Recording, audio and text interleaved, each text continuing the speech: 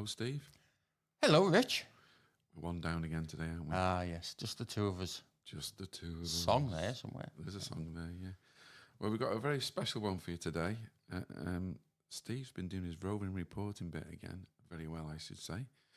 And we've managed to get hold of our old friend, Alan Williams. And we've been trying to catch him for ages, haven't we? We certainly have. I think from the start of it, I think he was one of the first ones we asked, and our paths have never really crossed. So, yes, hopefully it's a good one to have a listen to. So, yeah, and so I think we'll just let it roll and let it play and see what you think.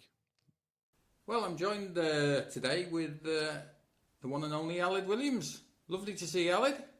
Good evening. Yes, good evening indeed. So, how about going through your banding career to start with? How you started? How long have you got? Oh, it's got, hang on, it's got about 90 hours on this thing, so we're all right. Yeah. We'll have to do it in two sittings. Yes, indeed. Well, I started playing in Towyn Silver Band, not Towyn on the North Wales coast, but Towyn in Meirionnydd.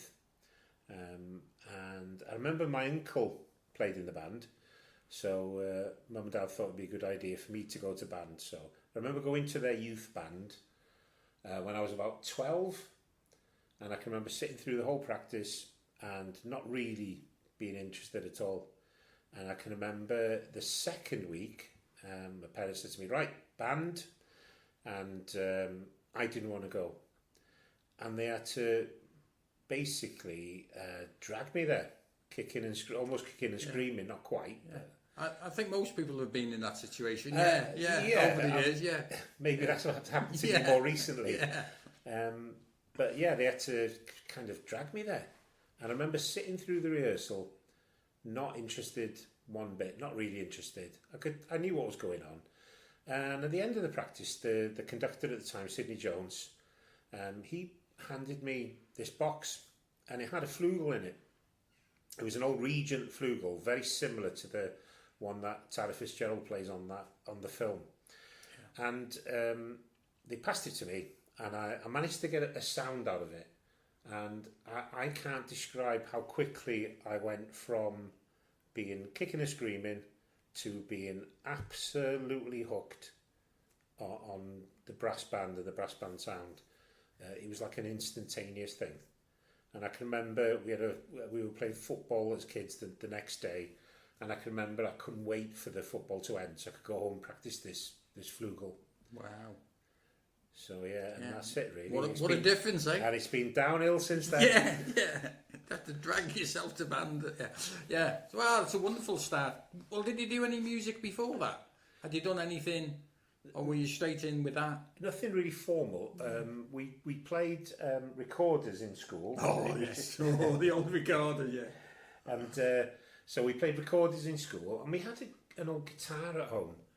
I used to play on that, but it was a lot of. We used to do a lot of like whacking pots and pans and things. Yeah. You know, making a drum kit, making an instrument, and just making anything, a din. Really. A din, yeah. But that was my first kind of formal introduction to music, and of course going to the band, starting to learn to read music, and I've been really fortunate, from there to progress to different things, and I'm lucky now that I that's my job now. Yeah, really the best job in the world, isn't it? With inspiring the children to play, and get involved in all sorts of things. So after sort of starting playing, what was next? Sort of after just starting off, how did you end up on the youth? I think there's a bit of a natural progression in brass banding where you start off on a small instrument, and then you sometimes get put on the instrument that nobody plays in the band. Yes, indeed. And at the time, I think they needed a baritone player in Towyn Band, so I ended up initially on the second baritone, and then worked. And once I heard somebody play the Euphonium, again that was it. There wasn't any other instrument I wanted to play, but I knew that I had to do my apprenticeship on the baritone, and then if I work hard enough, eventually I'll get a place. And I remember they eventually got me Euphonium, and I sat next to a great player called David Vaughan, and then I was lucky enough to play Euphonium, and then it's just moved on from there really. When I was 16, 17, I moved up to Barrow-in-Furness in the South Lake District to do an electrical apprenticeship, and of course part of the draw was that there was a championship section band there. Okay. So it was a bit of a shock for me to go from my local village band and straight into a competing championship band.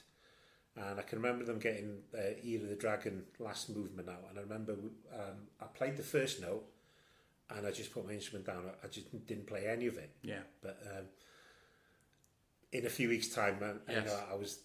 I worked hard and I managed to kind of muddle through it. But Wow. So you had the double whammy of going to live up there and work, and the fact of going from a lower section band to a championship section band. So a complete turnaround for your life, really, as well at the same time. Massive, yeah. You know, and I'm glad I did it like that. I'm glad I kind of like almost kind of in at the deep end kind of thing where you're moving 200 miles away from home. You're gonna play in a championship band, and you're gonna go into this shipyard, which is completely alien environment to me at the time. Never worked anywhere similar to that at all. But one thing I did find, as everybody that's listening to this podcast will know, is that when you move to an area and you join a band, you've instantly got 30 or so friends that will treat you like they've known you for years instantly. It doesn't matter where you go in the country. Yeah. I think it's almost like you become almost a distant member of the family, don't you, with them? You become that, with certain ones, and the number of people who've been on here, Wayne Coddington said he moved to New Zealand. He'd lived over here, went to Germany, then he went to New Zealand, and he said, basically a player and a family took him in, basically, and looked after him and that was the banding bit. The same when I went to the States. There was a band in Arkansas that I went to. I was working there all the time, and I managed to find a brass band round the corner, and it was like a family. Yeah, and you're instantly accepted on the same level as all the people that have been there for years. They accept you as one of their equals. It's a fantastic movement we've got as brass bands. Yeah, I mean, as I say, when I went to the States, I missed out on the pub every night because I was going to band practice. So, it was a little bit after. Yeah. Is that a good thing or a bad thing? I don't know. Saved me a fortune. Yeah. So Barrow, championship section band. I remember one of my first competitions was because I hadn't competed with a brass band before, so my first contest experience was with that band. And I think we did one contest. The second contest I did was the Grand Shield at the old Free Trade Hall. It would have been 1989, something like that. Yeah. So wow. I'm sure I'd have been about 4 years old then. Yeah, I was thinking. Yeah, I was only 5 myself. Yeah. I had about 2 more on the front of it. Yeah, but fantastic to go. Free Trade Hall was magnificent hall, wasn't it? Great place to play. And massive thrill for me because we went there with Towing Band when we were kids. We went there in, I think it was late 80s. We went there to watch the British Bandman Centenary concert, as did many others, and it was a massive thing for us to go and see that show. Yeah, and then in a few years' time get to actually play on that stage. Yes. It was a massive, great feeling. Yeah. And again, what a leap, isn't it? From just going and listening to actually playing there, and in the Grand Shield at that time, it was it still is a tough old contest, isn't it? We know that one. It's ballet for band, I think. Yeah. Was. Wow. I mean, I can remember stuff like that, but I can't remember where I put my car keys. That's it. Hey, it only gets worse, I tell you. Yeah. I don't even know what I'm doing today. Yeah. Oh dear. So after that, really, what was next? Well, I did my apprenticeship, and it was the first year really that none of the apprentices were kept on in the yard. Yeah. obviously with what was going on at the time.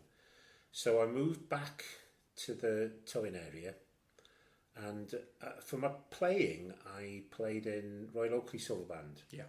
Played Euphonium with the Royal Oakley for about 6 years, I think. About 93, something like that. So I played with them for years and had a lot of success in the 4th section and in the 3rd section.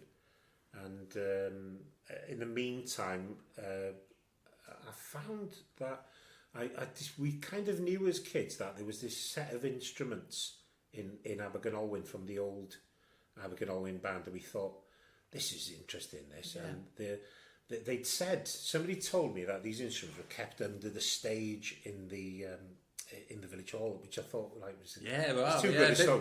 You've got to go and see. So we've got to follow this up now, with the intention of reforming the band. Yeah. So I remember going to see one of the trustees, and they arranged a meeting, and these instruments weren't under the stage; they were in a cupboard, and they were locked up. So they opened the cupboard, and they took out these old euphoniums, cornets, and all sorts of stuff. There's old G trombone there as well. Yeah. And they were Hawks and Sons, so they were right before they got together. 1930, something like that. Yeah. So they must have been 1920s. And I remember they were black. Yeah. And I remember I took a couple of them home and cleaned them up, and the quality of the silver in them things, it was just incredible, because it was just like a brand new sovereign cornet, like a brand new come cornet. up like the colour, And of course, but we had to adjust them because they were in high pitch and so forth. But I remember we had a meeting, like a village meeting, where we were going to reform the band, and this meeting was full of people. And I remember getting one of the old cornets out that I hadn't touched. It was black. It had been somebody's attic for years, and I held it up and I said, "Oh, this is But the instruments are great, because this is one that I've took on and polished out, and I lifted it up. And there was a lady sat in the front row. I thought she was going to faint. Yeah, she couldn't believe it that this thing could turn out to be so nice. And we handed out. I think we handed out every single instrument that night. And we had a band practice the next day with Abergynolwyn, and it was literally, I had a full band in front of me. Wow. And I had a blackboard back then. Yes. And a chalk, and it was like, right. And I don't think I'd ever get that again, where you go, right, these 5 lines here are a stave. Yeah. And it was like lesson 1. Complete. So there were 1 or 2 that could play, because they played in other bands, but the majority was starting from scratch. And that band, we took them to the fourth section contests, and a lot of local things, and that band's still going now. Great. Yeah, which is brilliant, isn't it? What a story. Yeah. I know when you said about stuff hidden in a cellar and things, is when we were in Flint, we used to have we used to play in the town hall, and upstairs there was a false floor, and underneath that was where the old instruments used to be kept. I'm talking about a G trombone. I've got one in my shed. Yeah, I've got the old one from Abergynolwyn. I've got the old one with Flint written into it, That's it. Yeah. In fact, a friend of mine I've got the Hawks and Son one, and a friend of mine has got a Boozy and Co. G trombone. So the other side of the fence, yeah. It's amazing that when you think they were 2 separate companies and come together all them years ago. And as you say, like the old imperial sort of instruments were rock solid, weren't they? And new standards, they were, you could drop them and it wouldn't dent, would it? Dent the floor, I think. Definitely, yeah. And then in about 2000, I think it was, I was asked to go and help Beaumaris out, and ended up playing with them for a few years. And again, I've been really lucky that a lot of the bands I've gone to have been really successful. I don't think it was because of me. I think they're just really, you played your part, really good. I know what you mean. I've been really lucky to work with some fantastic musicians over the years. So I played with Beaumaris for a bit, and what else? Marsden Silver. And Glenn's band, yeah. Some good fun up there. And then did 12 months at Foden's. And I think I learnt more in that 12 months than what I did in the kind of the last 12 years, I think. just on a personal level. Yeah. I think if you manage to teach yourself, then I think I taught myself more in that, or obviously sponging off different people, you soak up so much information. Yeah. That, you know, I don't know how I could get that kind of experience without actually doing it.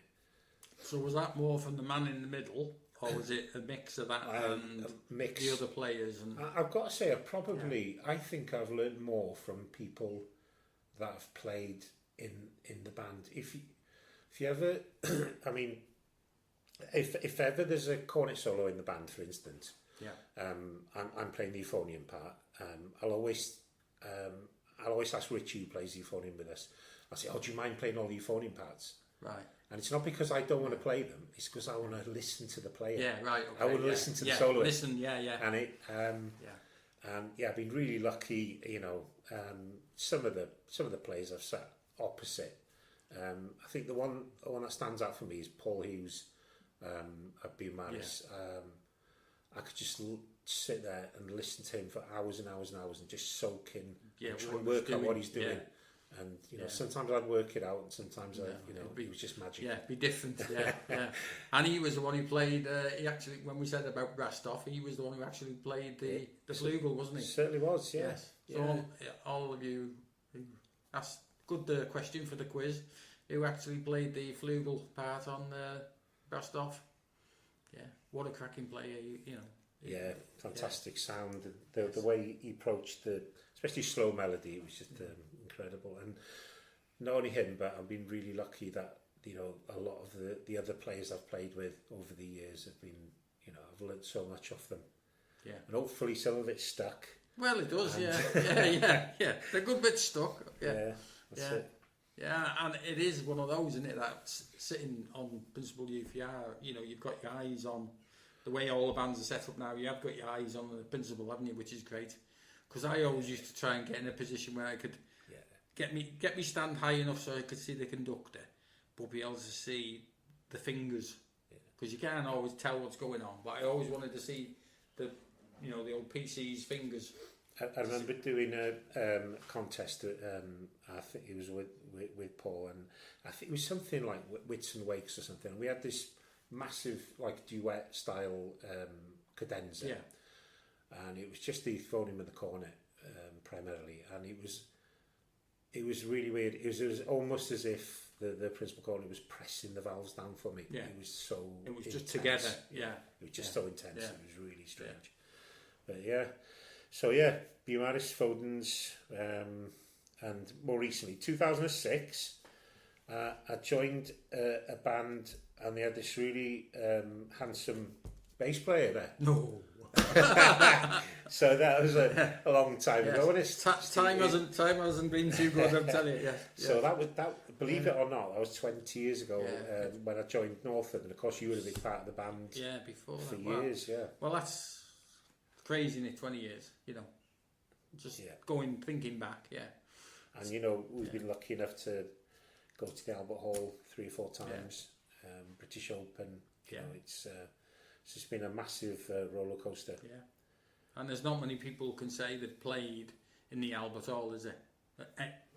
You know, anyway, is there? You know, there's a lot of people who never get there, do they? There's a lot of people that are not connected with brass bands that, if you tell them you've been to the Albert Hall, maybe they're a classical player, and they just they're in awe. Yes. And we're really lucky in the brass band movement that we still get to play in these venues like Symphony Hall and Royal Albert Hall. Yeah, it was like I was talking to a friend of ours about his son-in-law was going for a graduation to Birmingham to the Symphony Hall.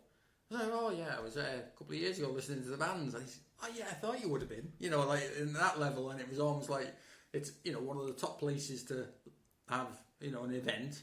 You've bound to have been with Edwards to have a listen. So it was quite nice. And as you say, the Albert Hall, there's people only see it probably maybe Remembrance Sunday or something, don't they? They might catch a few minutes of that, or last night the proms. They don't see much of it, do they? And then to say you've been there, you can never get tired of you know, walking out onto that stage. Yeah, I always remember the one.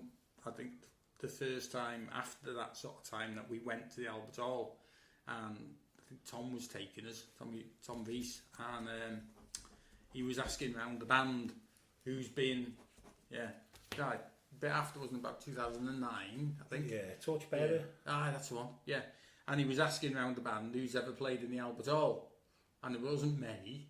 And luckily I'd played there with Point, so it was like, yes sir, I have. And he looked at me as if to say, never.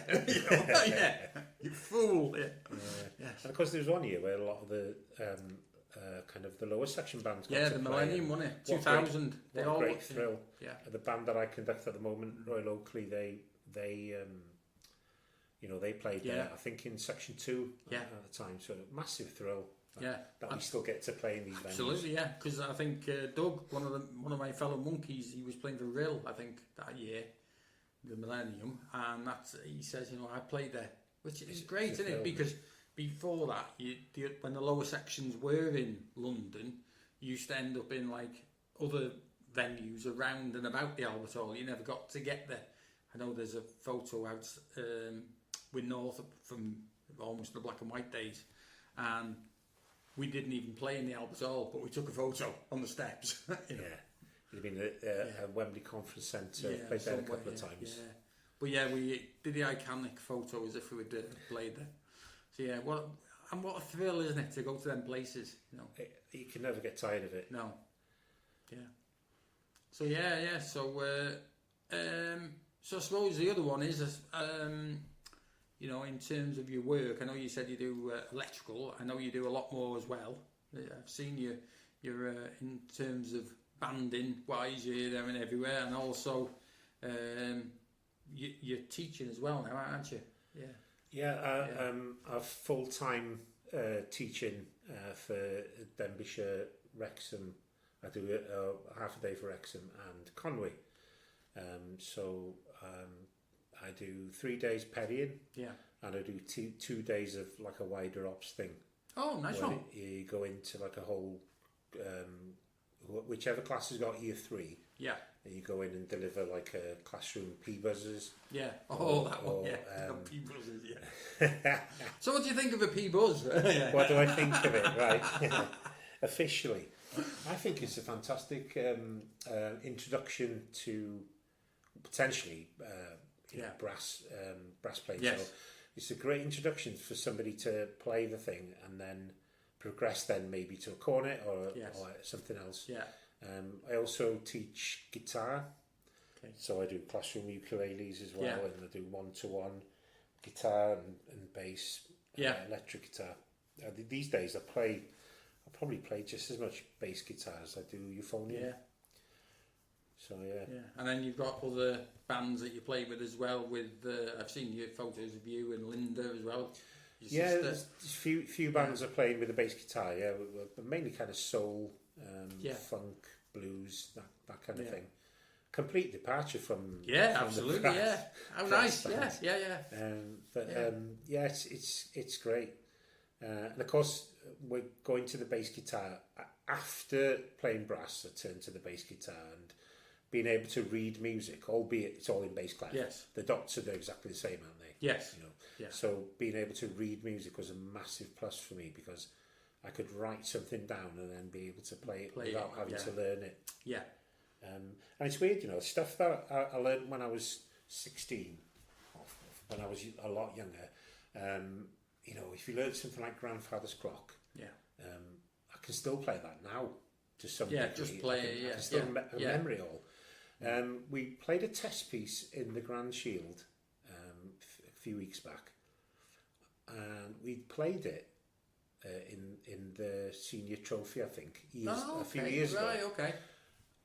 We run through it in band, and I had no recollection of ever playing that. Yeah. And I think over the years, you kind of when I was younger, I probably thought that learning Grandfather's Clock was really important. Yes. And it was like a life or death situation. Yes. Yeah. But it's in that one. But over the years, you learn that, well, this piece on the euphonium is not really that. Yeah. It's not going to make that much difference. Yeah. It's thrown away, isn't it? No. So tend to play something and then hit the delete button. Yeah. Which I suppose you have to do, don't you? Otherwise you'd be frazzled, wouldn't you, with the amount of stuff in there. Certain. I mean, I tend to remember occasions rather than the music. Yeah. You know, Yeah. you remember that you played that as, I remember that's happened at that contest or Yeah. something. Yeah. Yeah. I always remember the one on Whit Friday as well when we caused a bit of confusion with the draw once, didn't we? Do you remember that one? Bit of confusion with the draw. Yeah, there Was that? Oh yeah, I remember that. Yeah, well, I think that got resolved in the end. Yeah. Something about a band from Queensbury. And, we can't. I don't think we can discuss it on here. Oh, we have before now. But it was a great. At the end of the day, it was a massive thrill for us to walk down the street after, straight after one of the finest bands in the country. Absolutely, it was just it's real great, isn't it? And then, of course, they played. And then we were going to play just after them. Yeah. And of course, just as they got on the coach, the heavens opened, didn't yes, they? And it did, absolutely tipped it down. Yes. So, yeah. It's good fun. But again, Whit Friday, what an event. Oh, I could probably write a book about Whit Friday. Were you with us that time we were marching down the street in Upper Mill, and an ambulance came through the middle of the band? Yeah. And we had to, we were halfway through the match, we had to disperse. Just get out of the way. The ambulance went straight through the middle of the crowd, and we got back together. And I turned around to my mate and I said, well, there goes the deportment prize. But what it is fantastic, isn't it? Yeah. I remember in Upper Mill when I first went to Point of Air, and it was the time of the miners' strike. Well, we got pelted with everything. We were going down the road. Luckily, I was on the left-hand side, and it was the pub on the right-hand side where everyone was outside. Well, we just got everything thrown at us. Yeah, well, tensions were high, weren't they? Oh, yeah. And I was only a young lad and naive enough not to really understand how bad it was, Yeah.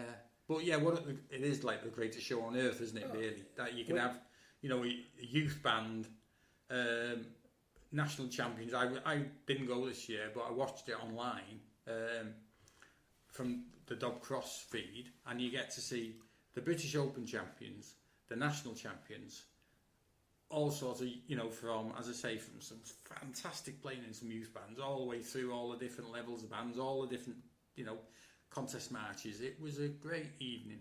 Yeah, and I think there's something about a brass band playing a march, and because of where it is and how it's performed as well. You haven't got there's no drums to start with. Yeah. No, it's no disrespect to any drummers. I know they enhance a lot of performances.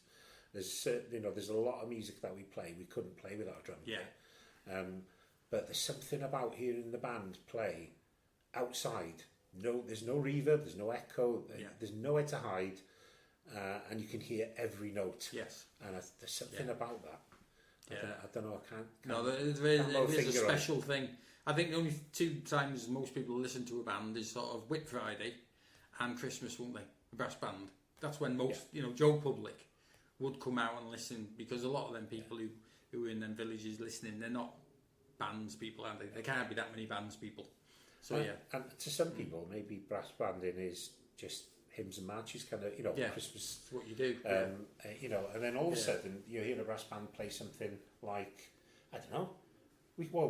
As brass bands, we can play anything, can't we? Bohemian Rhapsody, we can play anything. And of course they hear it and they think, "Wow, I didn't know they could do that." But of course, there's all the colours are there in the band. Yeah, I remember the one we were playing in with Northup Hall in the cricket club, and sort of we were divorced because we were in a marquee from what was going on the field and everything. Having a cricket match, and one of my old bosses come in to have a listen, and he'd had a few because he'd been batting, got out. He wasn't up to bowling because of his knee, and he come to have a listen, and he went away and he said, "Oh, that's fantastic, that." Because we were playing something like, Miller Magic or something, and he, whatever, Abergold or something we were playing, and he was made up with it. Yeah, it's quite a versatile outfit, isn't it? A brass band. Yes. You lend your hand to pretty much anything. We've managed to turn a hand to a lot of things, haven't we? Which probably, you would think, sort of 50 years ago would have been, no, you can't play that. Well, we don't do that. So we have evolved a bit, but I don't know where we're going next, really, because it's a tough one, isn't it? It's. I think bands have got to evolve, more now.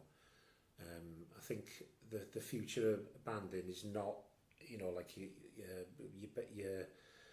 just Christmas carols and marches kind of thing. We can do a lot more, and I think bands are going to evolve now to more kind of, you know, your brass and concert style concerts. Yes. You know, where bands have been doing things like the Snowman. I've seen a few of them. Off and doing like themed stuff. You know? I know bands have been doing it for years. Yeah, but they're getting better, aren't they? At it, they're really good now, and it is a proper show, isn't it? Yeah. So, as you say, that sort of Snowman one, they do really well, don't they now? And it's a great advert for the bands because it's different, isn't it? But the kids will enjoy it. They've got some connection to it, haven't they?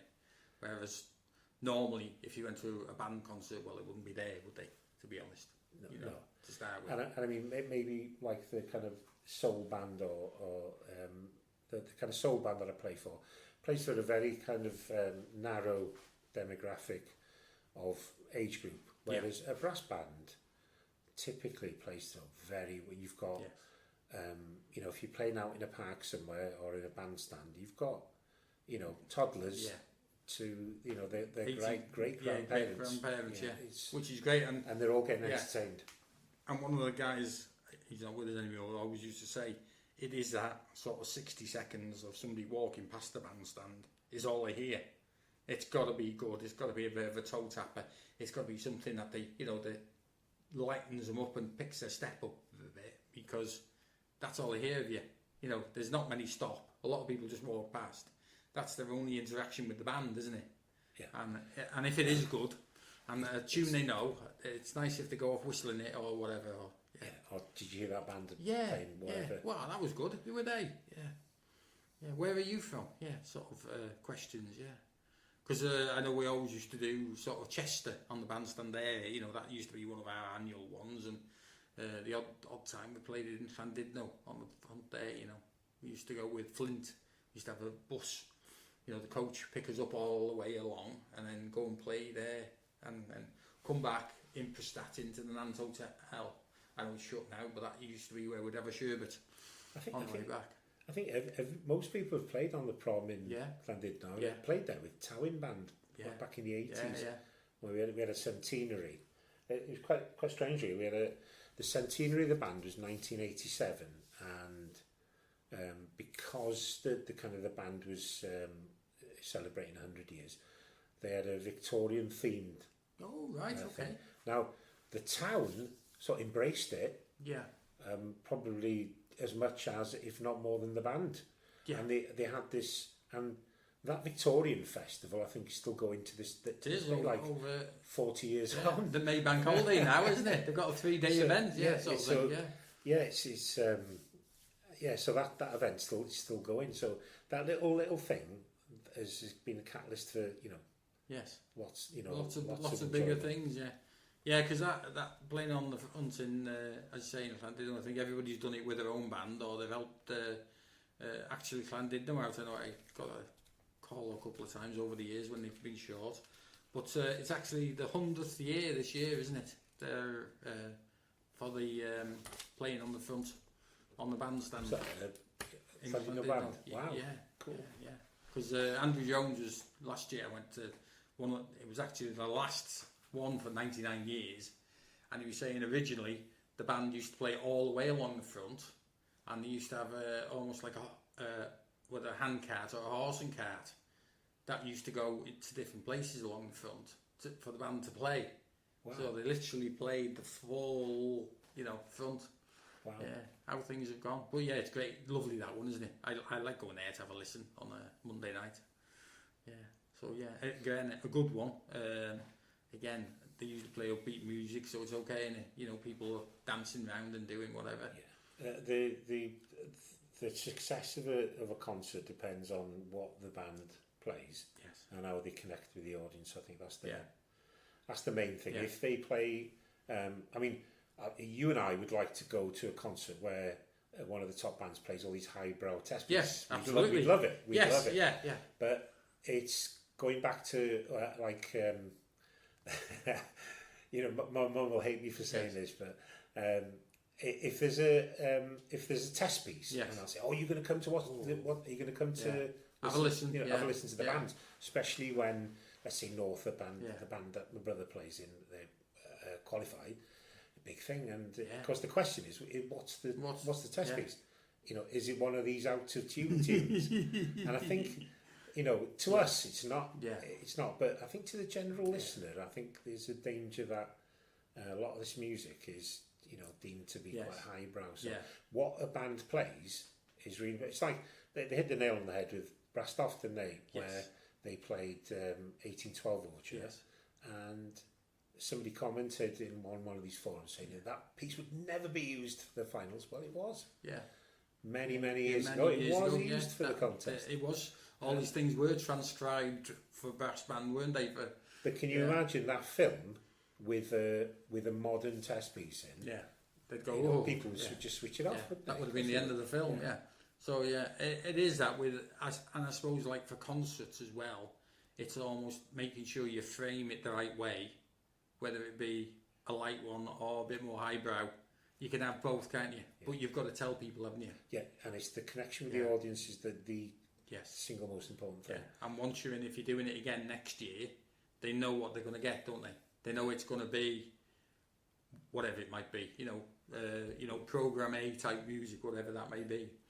We've all played like Christmas time. We've all played Schneewalzer. Yes. And you know, you can play it. Yeah.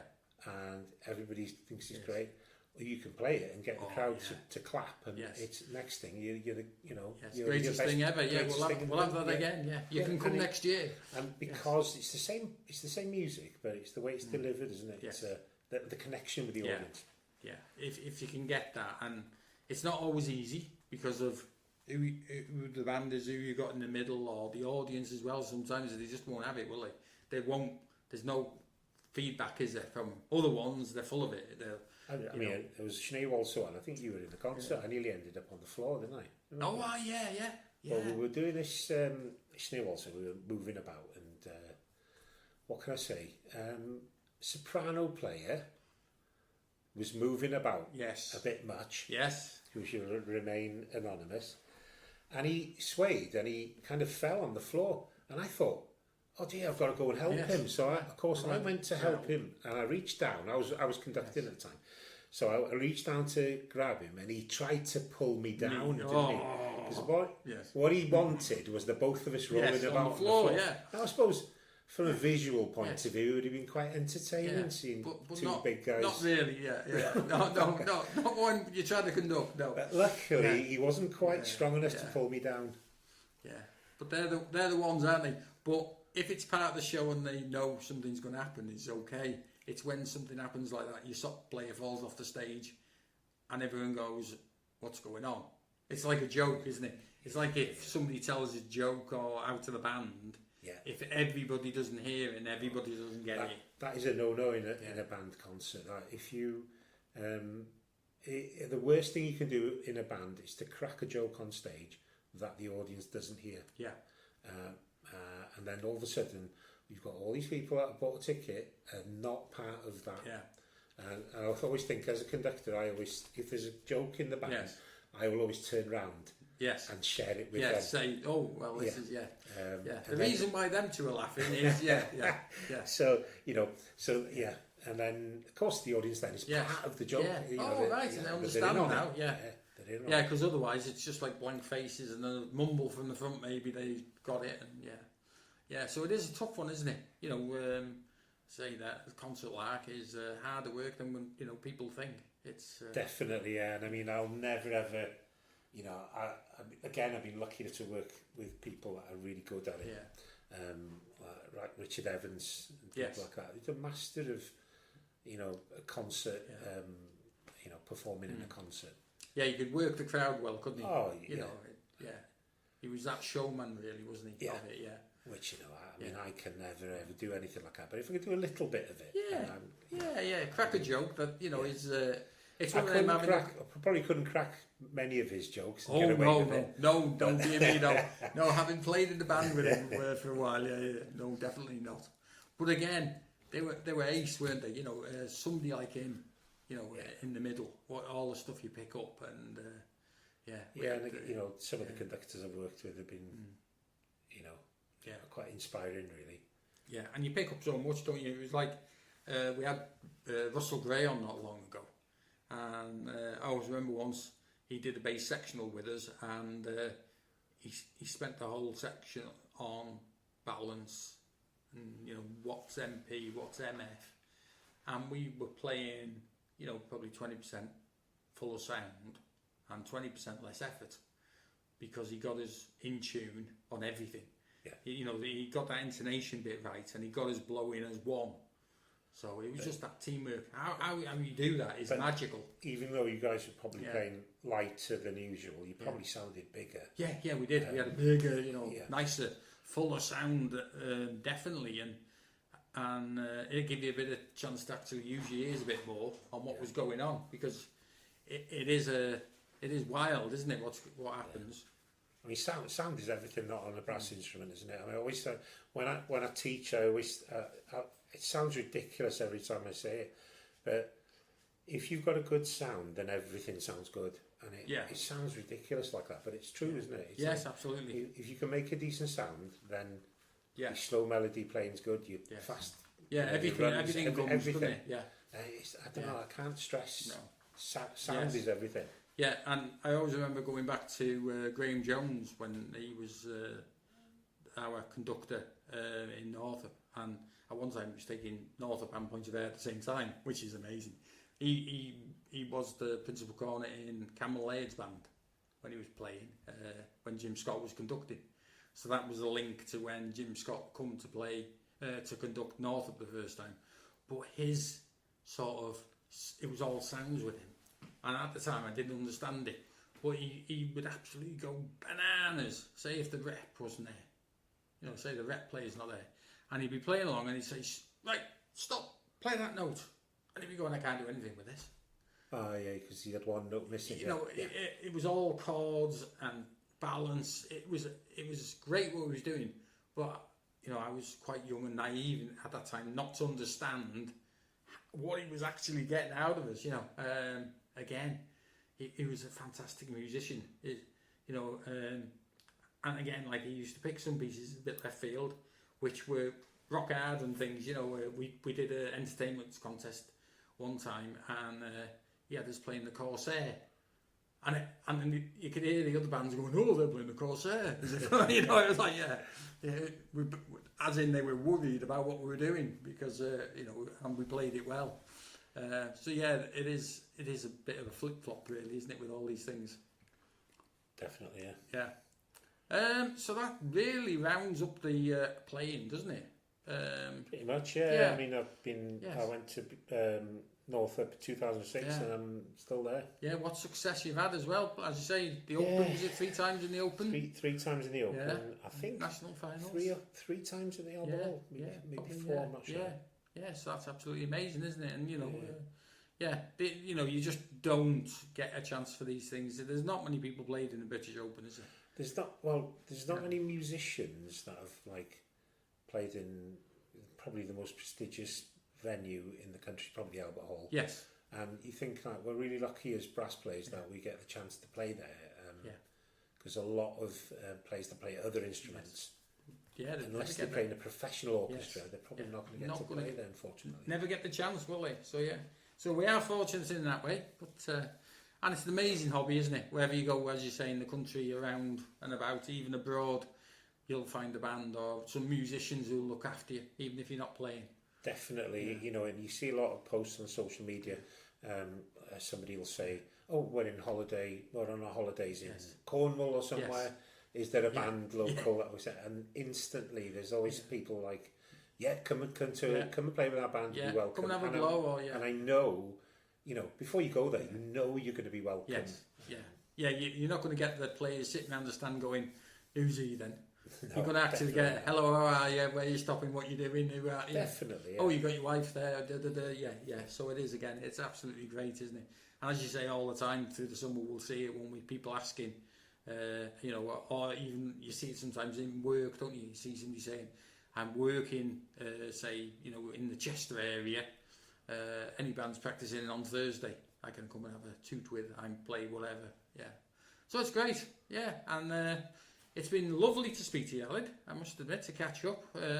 As usually when we see each other, we're rushing around contesting or concerts and we haven't got time to say hello, really. It's just usually a wave, a shake of the hand and how are you doing? So absolutely fantastic. Thank you for spending the time with us. It's been a pleasure, Steve. Thanks for having us. And yeah. Thank you for everything. Cheers. That was great, Steve. Thanks. Yeah, it was really interesting. Great to catch up with Aled, and I think we could have kept going for hours with other stories and things, but they're not. We couldn't have broadcast them. He's Mr. Bandsman, isn't he? Let's be honest. Along with yourself, of course. You couldn't have got two better people to do it. Anyway, that's it for today. We'll have Doug back with us next time. And hopefully we might talk a bit about the Buckley Jubilee that was just recently done. Yes, indeed. In the heat wave. In the heat wave, that was, yes. Which is very interesting. Yes. So again, it's a bye from me. And it's a bye from me.